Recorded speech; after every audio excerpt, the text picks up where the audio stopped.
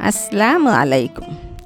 লোভী বণিক বাদশাহ হারুন রশিদ নগর ভ্রমণে বেরিয়েছেন। এক অন্ধ ফকির তার কাছে ভিক্ষা চাইল। তিনি ফকিরকে ভিক্ষা দিলেন। ফকির ভিক্ষা পাবার পর সেও কপালে সজোরে আঘাত করতে বলল। বাদশাহ আঘাত করতে ইতস্তত কইলে ফকির বলল, কপালে আঘাত না করলে দান ফিরিয়ে নিন। বাদশাহ অগত্যা তার কপালে মৃদু আঘাত করলেন। বাদশাহ বুঝলেন এ ফকিরের নিশ্চয়ই কিছু জীবন ইতিহাস আছে। তাই তিনি দরবারে এসে ফকিরকে ডাকলেন এবং জিজ্ঞেস করলেন, তুমি ভিক্ষা পাবার পর কপালে আঘাত করতে বললে কেন? ফকির তখন তার জীবনের ঘটনা বলতে শুরু করল। ফকির বলল, আমি এই বাগদাদ শহরের একজন বড় ব্যবসায়ী ছিলাম। ব্যবসা পরিচালনার জন্য আমার 40টি উট ছিল। একদিন আমি 40টি উটে মাল বোঝাই করে দূরের এক শহরে মাল বিক্রি করে ফিরছিলাম। দেখলাম পথেই একটি গাছের ছায়ায় একজন ফকির বসে আছে।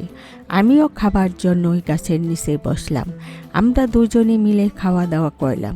ফকিরের সাথে আমার কিছুটা হৃদ্যতা সৃষ্টি হলো। ফকির বলল, সামনের ওই পাহাড়ের অভ্যন্তরে প্রচুর গুপ্তধন রয়েছে। আমি ছাড়া আর কোনো ব্যক্তি এর সন্ধান জানে না। ফকিরের সাথে চুক্তি হলো যে সে 20টি উটে মাল বোঝাই করবে আর আমি 20টি উটে মাল বোঝাই করব। অতঃপর আমরা দুজনে উটগুলি নিয়ে পাহাড়ের কাছে বসলাম এবং সুড়ঙ্গ পথে উটগুলি প্রবেশ করে কিছু দূর অগ্রসর হলাম। ইত্য বছরে সেখানে এত সম্পদ স্তূপীকৃত অবস্থায় দেখতে পেলাম যে 20টি কেন 100টি উটও তা বহন করে নিয়ে যেতে পারবে না। অতঃপর আমি 20টি উটে মাল বোঝাই করলাম। ফকিরও 20টি উটে মাল বোঝাই করল। হঠাৎ দেখলাম ফকির কৌটার মতো কি যেন একটা কুড়িয়ে নিল। আমরা বের হয়ে এলাম। পথ চলতে চলতে আমার মনে হতে লাগলো এ ভাগ ঠিক হয়নি। তাই আমি ফকিরকে বললাম, তুমি ফকির মানুষ, এত সম্পদ দিয়ে তুমি কি করবে? আমাকে 10টি উট ফিরিয়ে দাও। ফকির তৎক্ষণাৎ 10টি উট দিল। একটু পরে আবার আমার মনে হতে লাগলো ফকিরের অর্থের কি প্রয়োজন আছে। তাই পুনরায় তাকে বললাম, তুমি সংসার ত্যাগী ফকির, তোমার অর্থের কি দরকার? অবশিষ্ট 10টি উট আমাকে দিয়ে দাও। ফকির মোটেও আপত্তি করল না। আমি 40টি উট নিয়ে পথ চলতে লাগলাম। কিছু দূর অগ্রসর হয়ে আমার মনে সন্দেহ দেখা দিল।